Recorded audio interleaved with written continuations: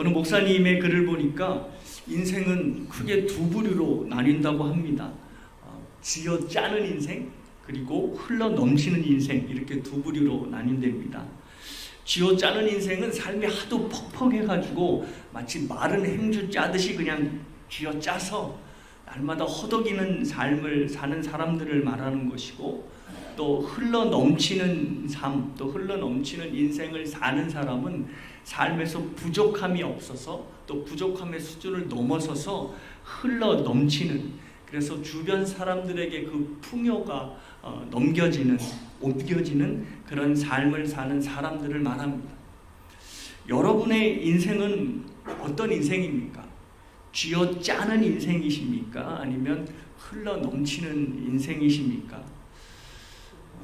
보통 이런 질문을 하면 그 대답하기가 선뜻 쉽지 않은 모양이더라고요. 여러분의 얼굴도 마찬가지인 것 같습니다. 대답하기가 쉽지 않을 것 같습니다. 그러니까 내 인생이 날마다 마른 행주 쥐어짜듯이 이렇게 막 쥐어짜는 인생은 분명히 아닌 것 같은데, 그렇다고 막 이렇게 차고 넘쳐서 나의 풍족함을 주변 사람들까지 함께 받는 인생 또한 아니라는 생각이 듭니다. 설교를 준비하면서 저도 제 스스로에게 한번 물어봤습니다. 나는 지금 차고 넘치는 인생을 살고 있는가라고 제 자신에게 물어봤더니 저 역시도 내 인생이 차고 넘친다라는 대답을 선뜻하기가 쉽지 않았습니다. 물론 제 인생에서 행복한 순간은 참으로 많았지만 지금 내 인생이 차고 넘치고 있구나 라는 생각이 든 적은 정말 없는 것 같습니다. 그래서 나만 이런가 하고 제 아내에게도 한번 물어봤습니다. 당신의 인생이 차고 넘친다라는 그런 생각이 든 적이 있어? 라고 물어봤더니 저와 비슷한 대답을 하였습니다. 내 인생이 행복하고 좋은 순간은 많았어도 인생이 차고 넘친다 뭐 이런 것까지는 생각한 적 없는 것 같은데 라는 대답을 하더라고요. 그래도 저는 내심 그래도 내가 당신 때문에 내 인생이 차고 넘치지 라고 말해줄 줄 알았는데 제가 공상과학과 같은 생각을 잠시나 했습니다. 근데 역시나 대답이 아니었습니다. 좋고 행복한 순간은 참으로 많은 것 같아도 내 인생이 차고 넘친다 라고까지는 생각한 적이 별로 없는, 그게 아마 저와 여러분의 인생이 아닐까 생각합니다. 차고 넘치는 인생은 여러 면에서 지금보다도 더 풍족하고 더 풍요롭고 더 넉넉해야 할 것 같은 생각이 든다는 거지요. 그렇다면 도대체 어떤 인생을 살아야 내 인생이 차고 넘치는구나 라는 고백을 하고 그런 생각을 할 수 있을까요? 근데 본문에는 참으로 놀랍게도 다윗이 지금 그 고백을 합니다. 자신의 인생이 차고 넘치는 인생이라 라는 고백을 하는 것입니다. 5절을 보십니다. 주께서 내 원수의 목전에서 내게 상을 베푸시고 기름으로 내 머리에 바르셨으니 내 잔이 넘치나이다. 지금 다윗이 내 잔이 넘치나이다 라고 하고 있는데 그것은 내 인생이 지금 차고 넘치고 있습니다 라는 고백을 하는 것입니다. 그렇다면 도대체 이 시편 23편을 쓰고 있는 다윗의 당시가 어떤 인생을 살고 있었기에 내 잔이 넘치나이다 라는 고백을 하는 것입니까? 시편 23편이 다윗의 인생에서 언제 쓰여졌는지에 대한 것은 학자들마다 의견이 분분합니다. 내 원수의 목전이라는 어떤 이 문장이 나오는 것을 보면 이 사울 왕에게 쫓기면서 이 시편 23편을 썼다고 보는 사람도 있고, 또 사망의 음침한 골짜기가 나오는 것을 보면 다윗의 인생에서 가장 어두웠을 아들 압살롬에게 이 모반을 당하여서 도망했을 때에 아마 시편 23편을 쓰지 않았나라고 보는 사람도 있습니다. 이렇게 각자의 의견들이 분분하지만 시편 23편이 다윗의 제일 평안한 시기에 쓰여지지 않았다는 것에 대해서는 대부분 동의를 하는 것 같습니다. 그렇다면 더 이해가 안 가는 것입니다. 제가 다윗의 인생, 그 파란만장한 인생, 자식한테까지도 배반을 당하는 인생을 살았다면 절대 제 인생을 돌아보며 내 잔이 넘치나이다 라는 고백은 정말 할 수 없을 것 같습니다. 그런데 지금 다윗이 자신의 인생을 차고 넘치고 흘러 넘치는 인생으로, 내 잔이 넘치는 인생으로 살았다고 고백하고 있으니 이게 어찌된 영문인가 싶은 거지요. 만일 시편 23편이 솔로몬에 의해서 쓰여졌다면 그렇지, 다른 사람은 몰라도 솔로몬은 그 인생이 차고 넘쳤을 것이지 라고 생각을 했을 것인데, 정작 모든 것 다 누리고 부귀영화를 손에 쥔 솔로몬은 전도서 1장에서 헛되고 헛되며 헛되고 헛되니 모든 것이 헛되다, 무려 헛되다를 5번이나 고백하는 그런 인생을 살았습니다. 모든 것을 다 가졌고 다 누렸던 솔로몬은 정작 자신의 인생이 헛되다고 말하고 있고, 보잘것없는 막내에 청년에는 도망자로, 그리고 말년에는 자식에게까지 배반당한 다윗은 지금 내 잔이 넘치나이다 라는 고백을 하고 있으니 이거 뭐 잘못되어도 한참 잘못된 것이 아닌가 라는 생각이 드는 것입니다. 그렇다면 이 다윗의 내 잔이 넘치나이다 라는 이 고백은 그가 지금까지 누려온 환경 때문이 아니라 그에게 목자가 되어주신 하나님 때문에 나오는 고백임을 알 수 있습니다. 하나님께서 다윗 자신의 일거수일투족을 보살피신 목자이심을 믿기에 지금까지의 인생이 참으로 고달프고 힘들었어도 내 인생이 참으로 넘쳤다라는 고백을 하는 것입니다. 선한 목자는 항상 양에게 완벽한 차고 넘치는 환경을 제공해주는 사람이기 때문입니다. 오늘 본문에서도 이 양떼를 위해서 차고 넘치는 환경 속으로 이 양떼를 인도하는 목자의 모습이 그려지고 있습니다. 5절을 보시면 내 원수의 목전에서 상을 차려주신다 라고 되어 있는데, 여기에서 말하는 상은 진수성찬을 의미합니다. 즉 양에게 차려주는 진수성찬, 신선한 풀들이 가득한 목초지가 바로 이 양들에게 주어진 것입니다. 우리는 어제 저녁에 양떼들을 이끌고 사망의 음침한 골짜기로 들어서는 목자를 보았습니다. 목자는 이 겨울에 양떼들에게 산에서 풀을 먹일 수 없기 때문에 겨울이 되기 전에 얼른 산 밑으로 내려와야만 합니다. 그래야 산 아래에서 그리고 골짜기에서 신선한 물을 먹일 수 있고 또 신선한 물을 마시게 할 수 있기 때문입니다. 그래서 거기에서 이제 겨울이 지나도록, 그래서 봄이 오도록 기다리는 것입니다. 그러다가 이 목자가 이 봄의 기운이 느껴지면 이 여름에 양떼를 먹일 이 목초지를 찾아서 미리 나서게 됩니다. 여름 동안 우리 양들이 어디서 배불리 먹을 수 있을까라는 것을 찾는, 즉 어디가 우리 양들에게 진수성찬과 같은 풍요로운 풀을 줄 수 있을까를 찾는 것입니다. 사전 답사를 나가는 것이죠. 근데 이 목자들이 사전 답사를 나가는 것이 그냥 답사만 나가서 한번 이렇게 휘 돌아보는 차원이 아니라는 것입니다. 거기 가서 정말로 꼼꼼하게 이 양들이 먹을 풀밭을 찾고 또 조성하는 것입니다.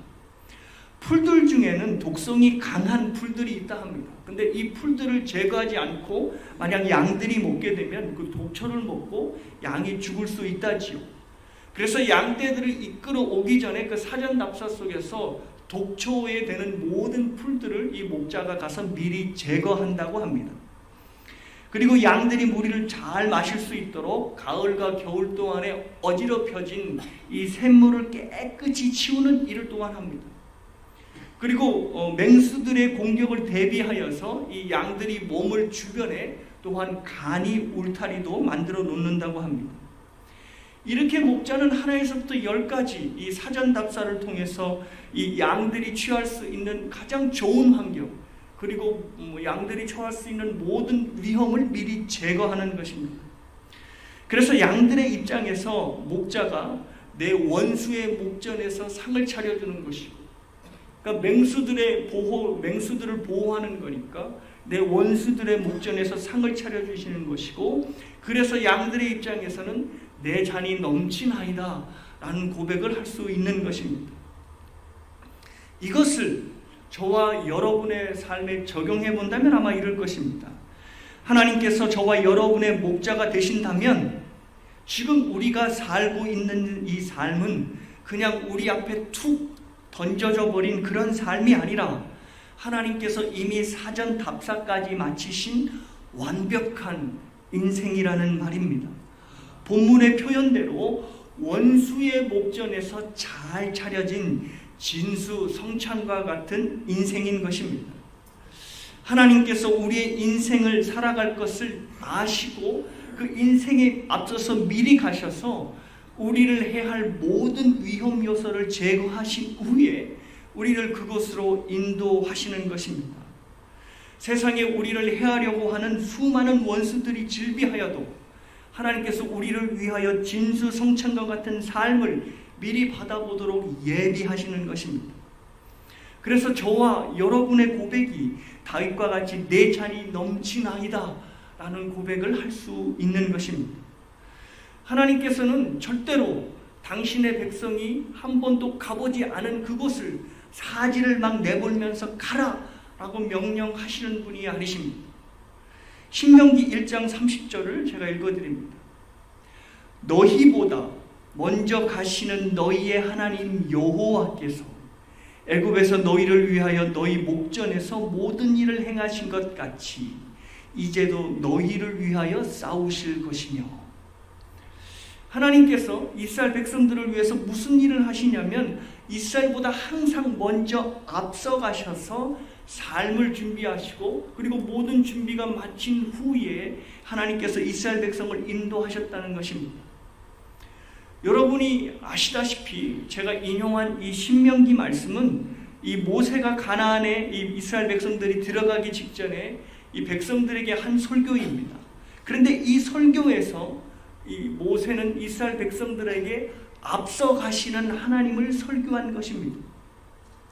광야에서부터 인도하셨던 하나님이 가나안 땅에서도 당연히 이스라엘 백성들보다 앞서 가셔서 이스라엘에게 있어서 당할 모든 위험의 요소를 제거한다는 것, 이것을 이스라엘 백성들이 꼭 들어야만 했기에 모세는 이스라엘 백성들이 가나안에 들어가기 전에 이 설교를 한 것입니다.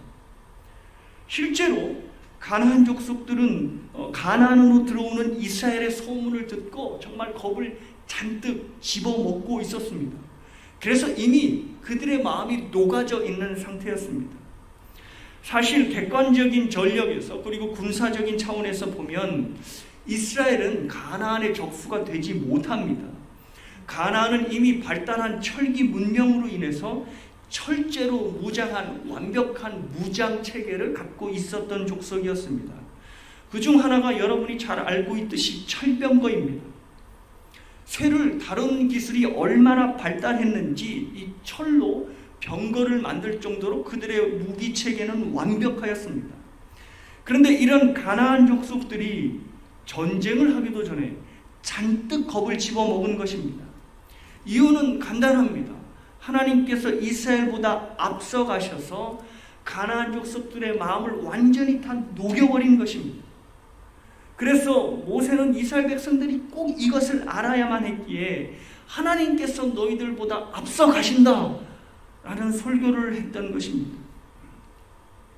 그렇다면 이런 생각 들 수 있습니다. 하나님이 그렇게 앞서 가나안 땅에 들어가셨으면 전쟁을 할 필요가 없지 않았어야 했나? 라는 생각 말입니다. 그런데 그렇지 않은 것 같습니다. 이 마음이 아무리 녹아진 사람들이라도 여호수아서를 보면 이스라엘 백성들이 이 가나안 땅에 들어가서 그들과 싸움을 하였습니다. 하나님께서 완전히 그들의 마음을 녹이셨으면 그들이 무기를 버리고 투항해야 할 건데 여호수아에서는 치열한 전투의 상황들이 꽤나 많이 등장을 합니다. 첫 전투인 여리고성 전투를 제외하고는 나머지 성읍에서 이스라엘은 가나안 족속과 치열한 전투를 벌여야만 했습니다. 앞서 가시는 하나님께서 가나안 족속들의 마음을 녹게 하셨지만 반드시 이스라엘은 그 전쟁을 치러야만 했던 필요가 그들에게 있었던 것입니다. 왜냐하면 그 전투를 통해서 이스라엘이 하나님을 의지할 수 있게 되고 또 하나님의 도우시는 손길을 강력하게 체험할 수 있었기 때문입니다. 여호수아 23장 9절에서 10절을 읽어드립니다. 이는 여호와께서 강대한 나라들을 너희 앞에서 쫓아내셨으므로 오늘까지 너희에게 맞선 자가 하나도 없었느니라. 너희 중 한 사람이 1000명을 쫓으리니 이는 너희의 하나님 여호와 그가 너희에게 말씀하신 것 같이 너희를 위하여 싸우심이라. 여호수아가 굉장히 흥미로운 말을 했습니다. 이스라엘 사람 하나가 가나안 사람의 1000명을 물리친다는 것입니다. 이것은 완전히 뻥이 심한 중국 무협 영화에서나 나올 만한 장면입니다. 아무리 황당한 중국 무협 영화이라 할지라도 장수 한 명이 100명을 물리쳐도 장수 한 명이 1000명을 물리치는 장면은 없습니다. 그런데 가나안 정복 전쟁은 이스라엘 사람 하나가 가나안 1000명을 무찔렀다고 말하고 있고 그 이유가 이스라엘을 대신하여 하나님께서 직접 싸우셨다 말씀하고 있습니다. 이것이 바로 이스라엘 백성이 가나안과 전쟁을 해야 했던 이유입니다. 이스라엘이 함께 싸우시는 하나님을 알게 하기 위해서는 또 그들이 깨닫기 위해서는 이스라엘이 가나안 사람들과 붙어서 전쟁을 해야만 했습니다. 하나님께서 여리고 성처럼 가나안의 모든 성읍을 그냥 나팔을 부는 것만으로 무너뜨리셨다면 이스라엘 백성들은 하나님께서 자기를 위해 싸우시는 그 하나님을 경험하지는 못했을 것입니다. 그래서 앞서가시는 하나님께서 이스라엘 백성들에게 가나안과의 치열한 전투를 허락하신 것입니다. 그런데 가나안의 전쟁뿐만이 아닙니다. 출애굽 1세대들의 광야 생활 역시도 그들에게는 너무나 고통스러운 것이었지만 이스라엘 백성들에게는 반드시 필요했던 것입니다. 출애굽을 시키신 후에 하나님께서 이스라엘을 인도한 것은 광야였습니다. 광야에서 얼마나 많은 문제들이 일어났습니까? 이왕이면 하나님이 이스라엘 백성들을 인도할 것이면 광야를 좀 비켜서 쾌적한 환경 속으로 몰아넣으셨다면, 그래서 하나님께서 마실 것, 먹을 것 이런 거 내려주실 필요 없이 그냥 그들이 알아서 먹었다면 얼마나 좋았을까요? 하지만 이 먹을 것, 마실 것 없는 광야로 이스라엘 백성들을 하나님께서 내모셨습니다. 왜냐하면 그 광야가 이스라엘 백성들에게 필요한 곳이었기 때문입니다. 먹을 것 하나 없는 광야를 지나면서 그들을 먹여 살리는 분은 하나님뿐이심을 그들이 경험하기를 원하셨기 때문입니다. 출애굽 이전에 이스라엘 백성들을 먹여 살리는 사람은 당연히 바로였습니다. 즉 다시 말해서 그들의 생계를 쥐고 있는 그들의 주인은 바로였던 것입니다. 그런데 하나님께서는 이스라엘 백성들이 여전히 자기 주인을 바로로 생각하면 아니지 않습니까? 그래서 이 주인을 바꾸고 이 주인이 바뀌었다는 것을 알게 하기 위해서 이스라엘 백성들을 광야로 몰았습니다. 광야에 가서 먹을 것 하나 없는 곳에서 하나님께서 그들에게 먹을 것을 주셨습니다. 그래서 이스라엘 백성들이 광야에서 만나와 메추라기와 물을 마시며 우리를 먹여 살리는 것은 바로가 아니고 하나님이구나 라는 것을 깨닫기를 원하셨던 것입니다. 그리고 포로 생활도 마찬가지입니다. 이스라엘의 패역으로 바벨론의 포로 생활이 시작이 되었지만 그 포로 생활 역시도 이스라엘에게 필요한 것이었습니다.